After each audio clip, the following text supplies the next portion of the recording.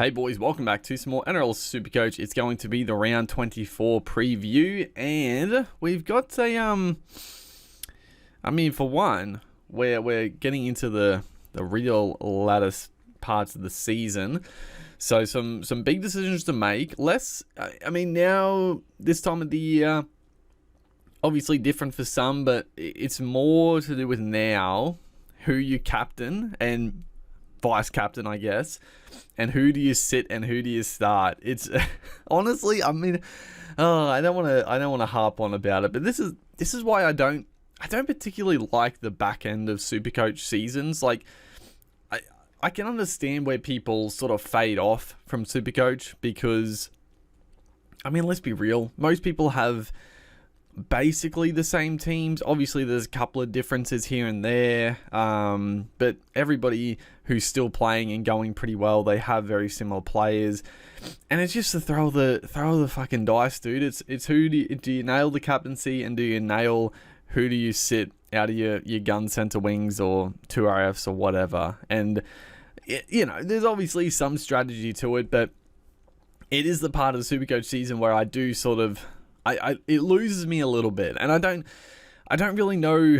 There's no real way to fix it, I guess. I think it's just the fact that the start of the season is just always more enjoyable, right? Like, starting a team from scratch and trying all different combos before round one lockout, and even like the first 10, 15 rounds, like you're constantly changing things up, and It's a lot of fun. Don't get me wrong, I still enjoy the back end of the season, and obviously it helps if you're going well. If you're having a bit of a tough season, then the back end of the season is very tedious, because again, there's just not much.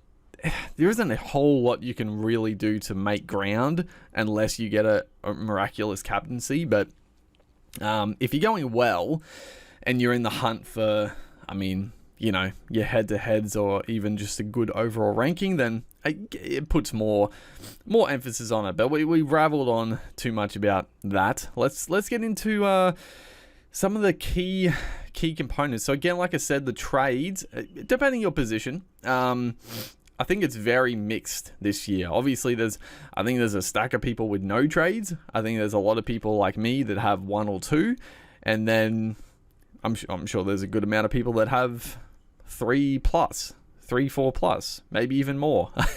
If you have more, you're bloody going unreal. But I've got 1 trade left.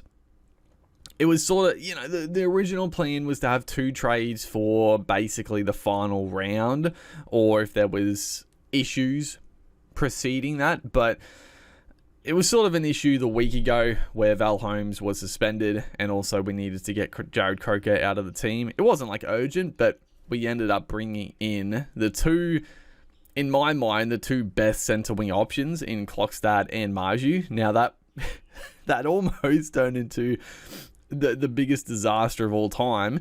Now, it's not good with CNK obviously going down with a head knock, and I gotta be honest, does he play a game before finals? Maybe. I'm sort of, if I was a betting man, I would say he doesn't. Depending, he might play one of the last 2 games if they're like really vying for a top 4 spot. Maybe he comes back.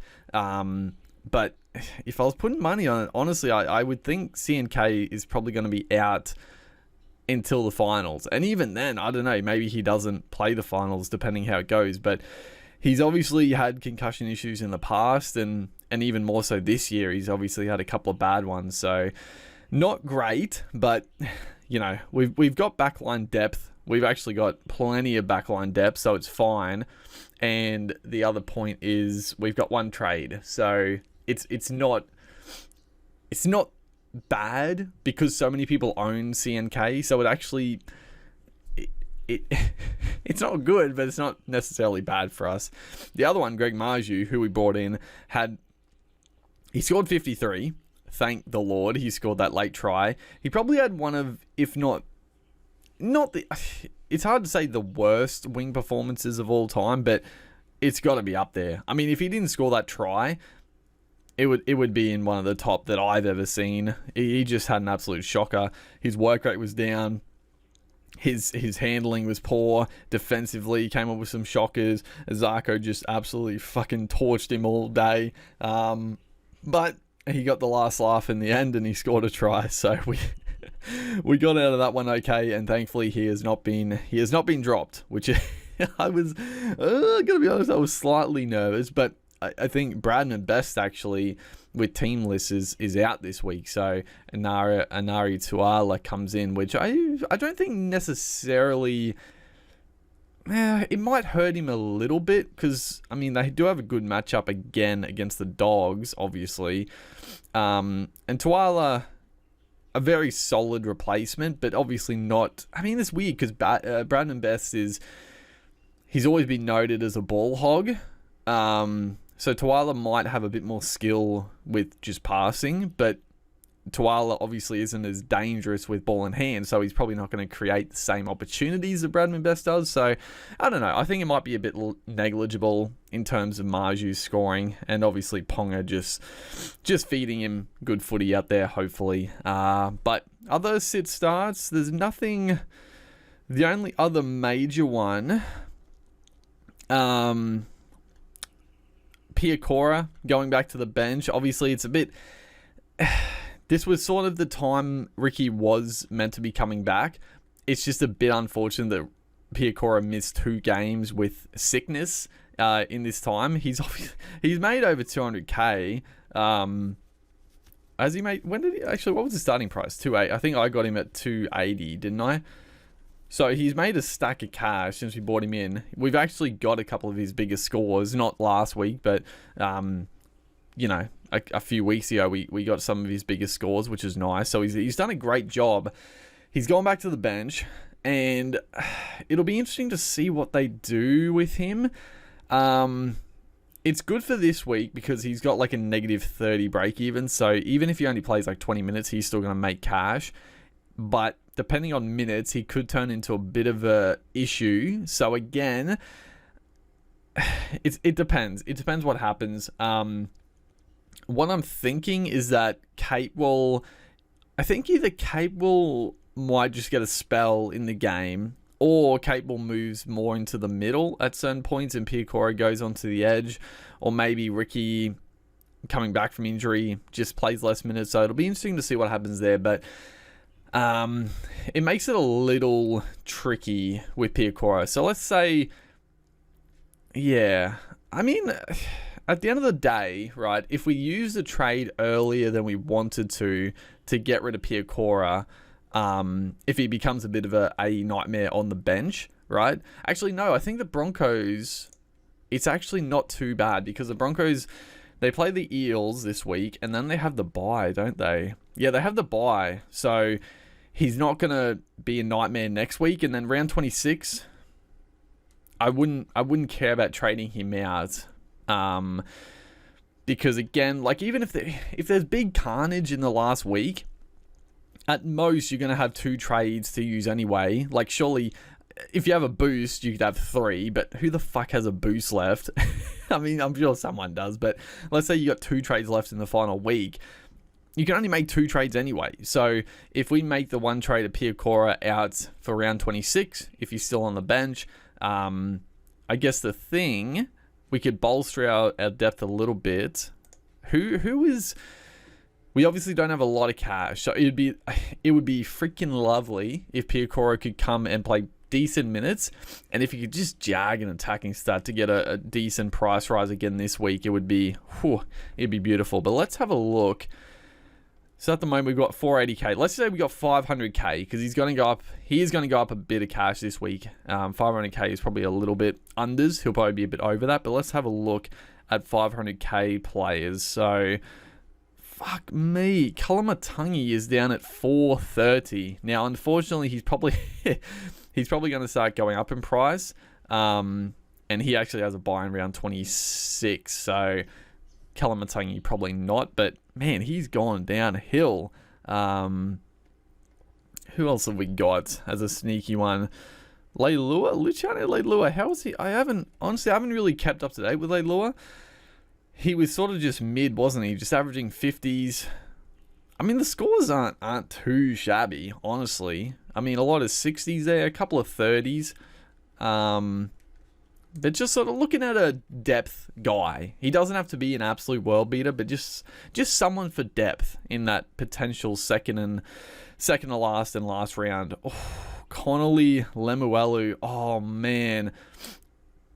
That is annoying.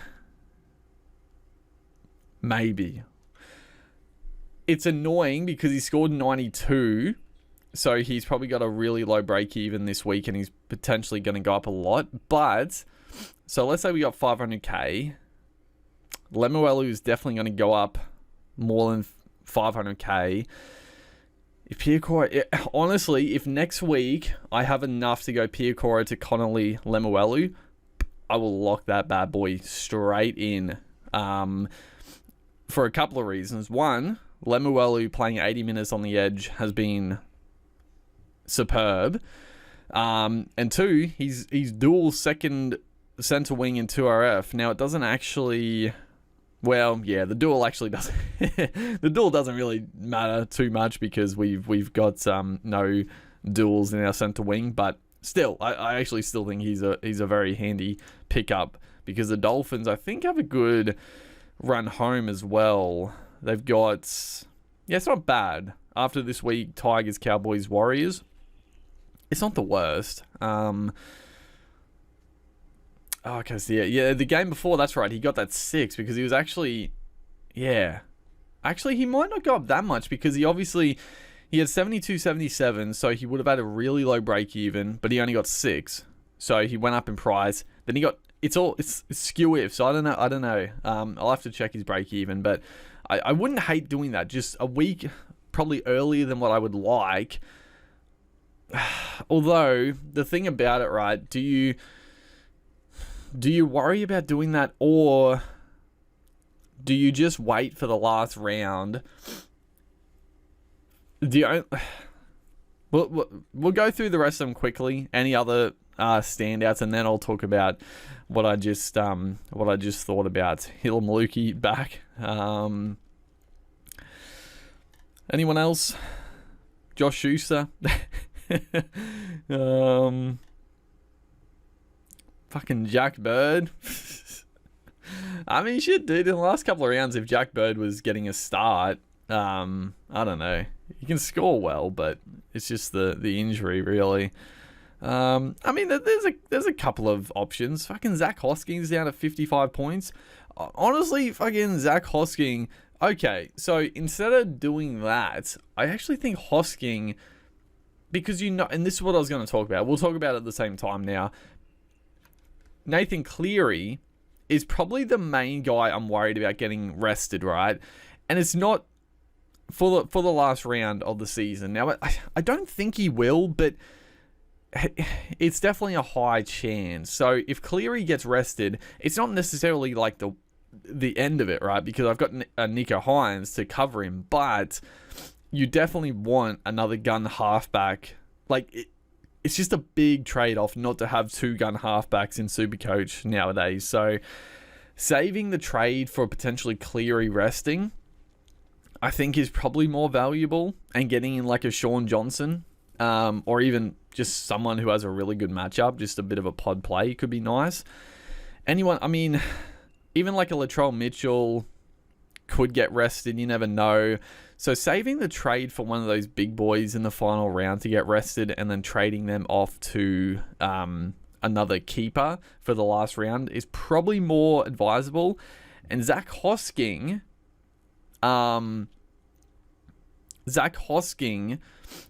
if Penrith do end up resting like most of their players, Zach Hosking, you would assume, will come into the starting team, right? So he'll probably play 80 minutes and score really well. So yeah, I don't mind that, actually.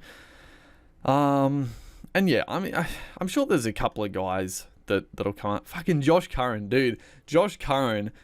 Surely a club swoops on Josh Curran. Obviously, he's had a few off-field issues, but he is far too good not to be getting minutes at an NRL club. Are you serious? So, I mean, keep an eye on Josh Curran next year. He's going to be very cheap, And just, come on. The Warriors, how, I don't understand how they can keep him. Yeah, I don't know. I don't get it. But yeah, I'm sure there's a couple other guys you could potentially get. But I think just hold the trade. So Pierre Cora, the worst case scenario, again, they have a buy, so it's not too bad. But Pierre Cora, he makes money this week. Buy next week. Canberra around 26. He might have a pretty high break even, but we'll see. We might trade him out around 26, but we'd want to wait to around 27 potentially.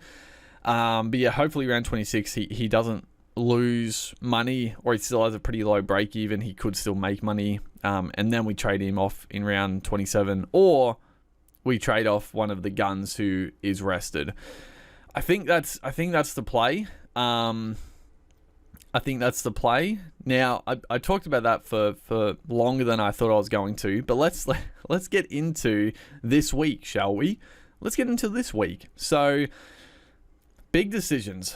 Big goddamn decisions. Let's talk about captaincy, vice captaincy first, because fuck, this is a tough week. Now, there's so many options. Oh my god.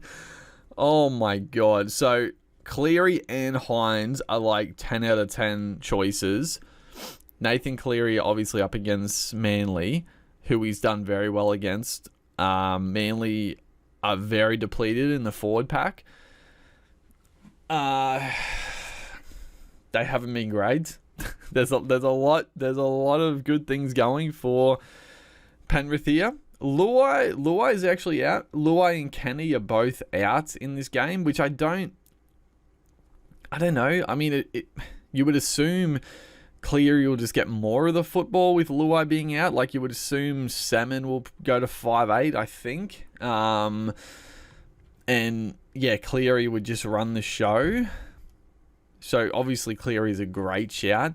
But then Nico Hines takes on Gold Coast, 6 p.m, PointsBet Stadium.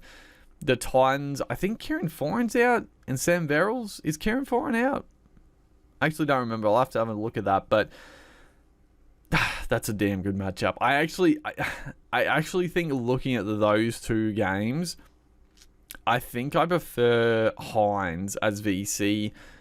And I do think Hines is probably more of a pod now.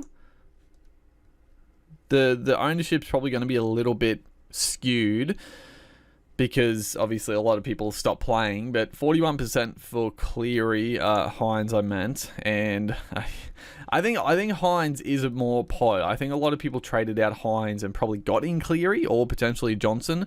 I think Hines is probably slightly more poddish, and the Titans are annoying though. I feel like I've had the Titans screw over some very sure things before. But yeah, I don't know. I mean, Big Tino's back. They do still have a good forward pack. No Mo Fodawaker though. And I actually do think, like, playing with 12 men last week for pretty much the whole game, they almost won, but I do think that probably took a lot out of them. I know it's a whole week advance, but I still think, like, putting that effort in they did with 12 men, I think that it could come back to bite them this week. So I'm leaning towards Hines VC. And then, oh my god, then you've got, oh my god, bro, this is actually insane. So, Broncos Eels, I think you wouldn't go anyone there. Rabbits Dragons, holy shit. So, I mean, obviously Mitchell and even Cody Walker. I definitely wouldn't be comfortable putting the captaincy on Walker. He's more likely to go small.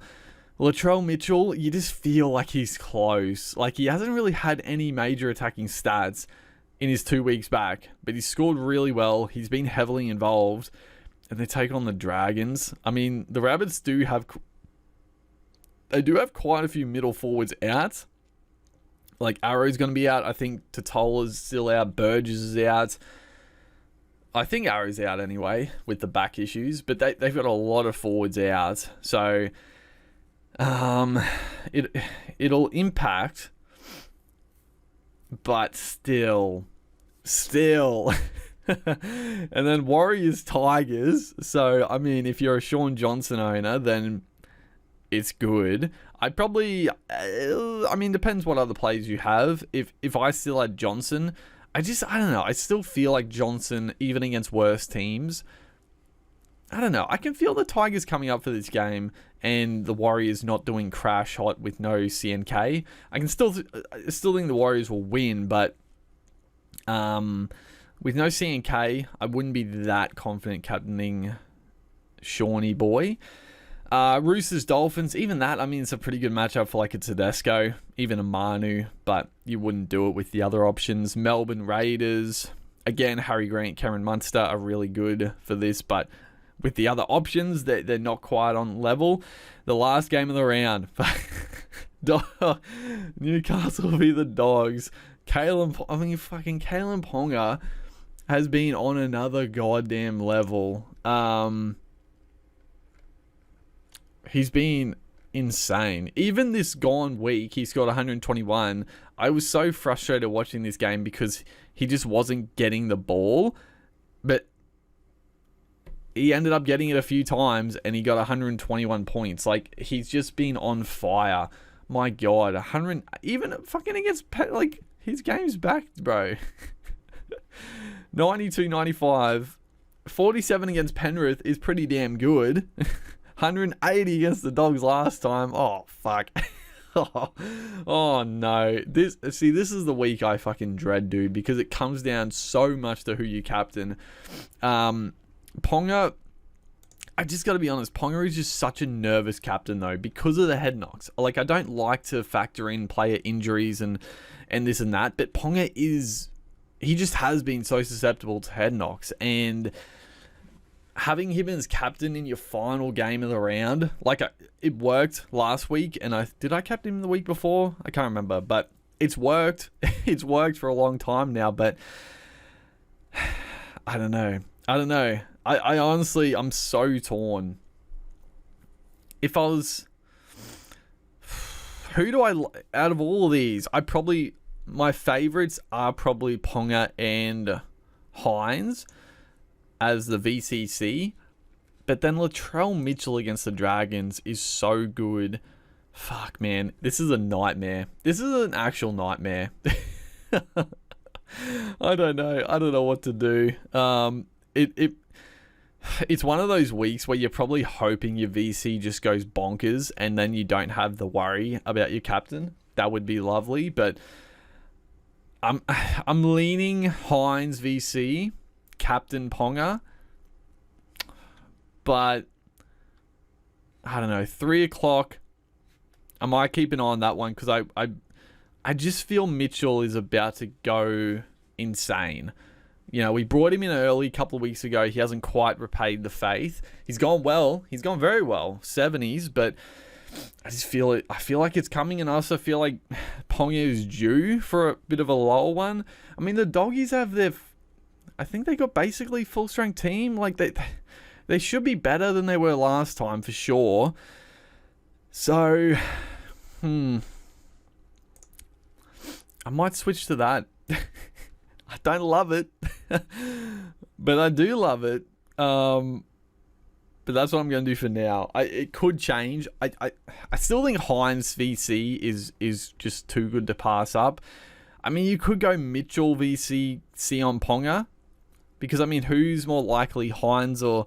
I mean, they're so close. Fucking Hines, you go 180. Mitchell, you go 180. Like, they're both such good matchups. I just feel like the Sharks against Titans, it's a little bit better, maybe, than the Rabbits Dragons. I don't know. With the Rabbits missing forward pack, it's a little risky, I think. Maybe. Now, the other fucking big decision is who to sit start. Now, fullbacks, Mitchell and Tedesco. Tedesco taking on the Dolphins, fucking absolutely playing him. The centre wings is tricky, but obviously Marju, obviously Manu. Alex Johnston against the Dragons. I mean, you got to play Johnston, and then Mulatalo against the Titans. I mean, you got to play him as well, right? He's back finally. Is he going to repay the faith? Maybe. CNK is out, so that's an easy sit. Ruben Garrick is up against Penrith, so, I mean, I think that's a pretty easy sit as well. Ty Munro is interesting because I honestly, I think he's 18th man, and I got to be honest, I'm hoping he doesn't come into the team late because I don't want the decision to either play him or Mulatalo. And I guess actually he plays late, so I'll probably just play Mulatalo regardless over Ty Munro, even though Munro could go ballistic against the Dragons. Oh, I just hope he doesn't come in, honestly. I hope he doesn't, because then people have another good player they could play. But yeah, that's tricky. If Ty Munro was named, who do you play, Munro or Mulatalo? That is damn tough. That is damn tough. 5'8", I mean, Ponga, obviously. Cody Walker, obviously. Hines and Cleary, gimme. Back row, so for feeder, obviously, Cartwright is taking on the Bronx. So, yeah, there's a case not to play Cartwright.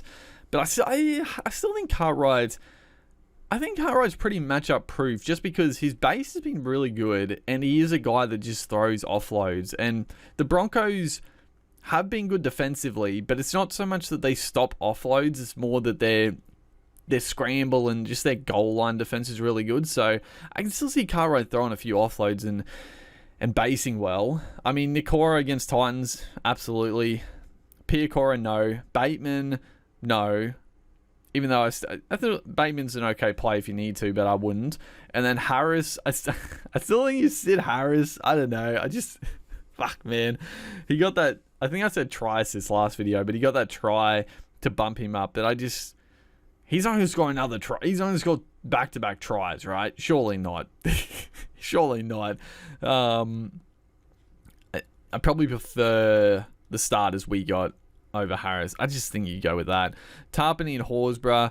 I mean, again, I guess you could play Harris over one of these guys, but I mean, they're just so safe. They're so rock solid. Taking on the Melbourne Storm, it should be a big battle up front.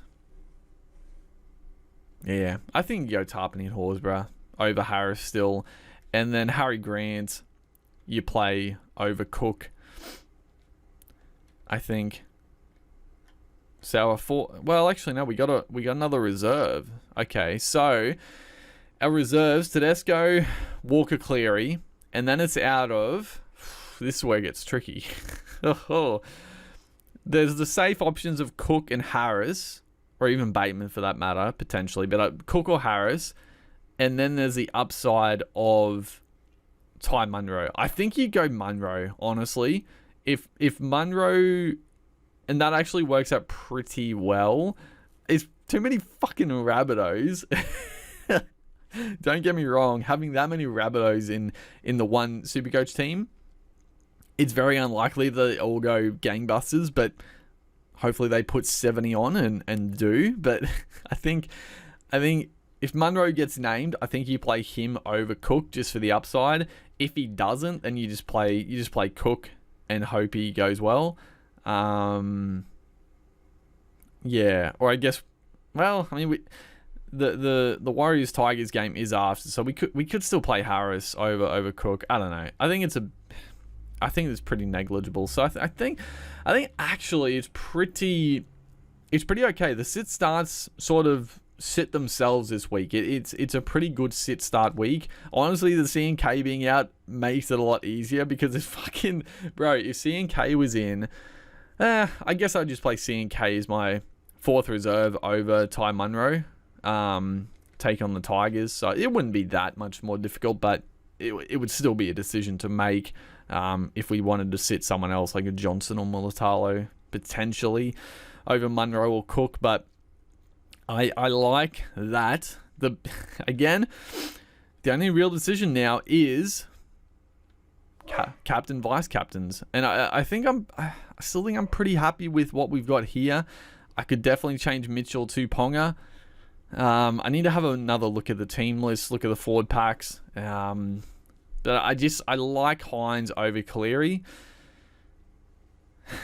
Yeah, I think I do. I just think I think Manly potentially could turn up, but their forward pack is so shit as well. their forward pack is fucking awful. So I don't know. There's so many conflicting parts to all of these players that are all fucking good. It's like they're all conflicting, but they're all adding another bonus point to why you should captain them. But yeah, I think that's okay. And then I actually wanted to have a quick look. So let's say Cleary is rested for the final round. We got to be a little careful that we can actually afford Johnson. I think Cleary will probably start. Like, yeah, I'd be shocked if Johnson was like far more expensive than Cleary. Obviously, he's going to make a bit of cash sooner with that 149, but I think Cleary should make cash as well, if need be. Who does Moses? Oh no, Moses. They have a bye in the final round, so you don't want Moses. Who has Cherry Evans got in the final round? I'm just having a quick gander at, like, they got West Tigers at 4 Pines Park. Fucking Cherry Evans, super pod play in the final round. Jerome Hughes, who has he got in the final round? Broncos, nah, you wouldn't risk that one. Benny Hunt, I was actually keen to look at this. Benny Hunt, he's very even against worse teams, he sometimes goes badly. But I mean, Gold Coast 89, Dolphins 103, Gold Coast again 88. Who has he got though? Newcastle. It's not the worst. He hasn't played Newcastle yet. Super pod on Benny Hunt. I don't know. These are all semantics though. He might not even be playing in the. Cleary might not get rested for the final round, but it's not, it's not bad to just have a gander. Fucking Braden Trindle, dude. Oh my god, if fucking Trindle, man. I mean, you're not gonna pick him up now, but if you knew he was starting, like his Supercoach score, well, I mean, it's against Penrith, but Manly also scored shit. Rabbitohs, he came out. I mean, Trindle potentially could be a really good Supercoach option, but not this year. Not this year. But that's pretty much it. Fucking Ethan's... Where is he? Ethan Strange. He's actually making his debut for the Raiders. He's a center winger. I don't think he fucking... Does he even play halfback? I thought he was just the winger, right? Center/winger? I don't know. Am I thinking of the wrong dude? Regardless, though, I think, yeah, we just keep that trade... I mean, I can still see myself taking the punt that Cleary doesn't get rested and trading Piacora to,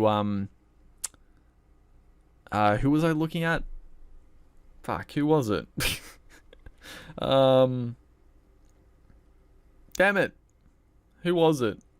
Connolly Lemuelu. But that's for next week / the week after. But regardless, I think we're in a pretty good spot. Hopefully, you guys are enjoying the Supercoach action. Make sure to like and comment, and I will see you in the next one.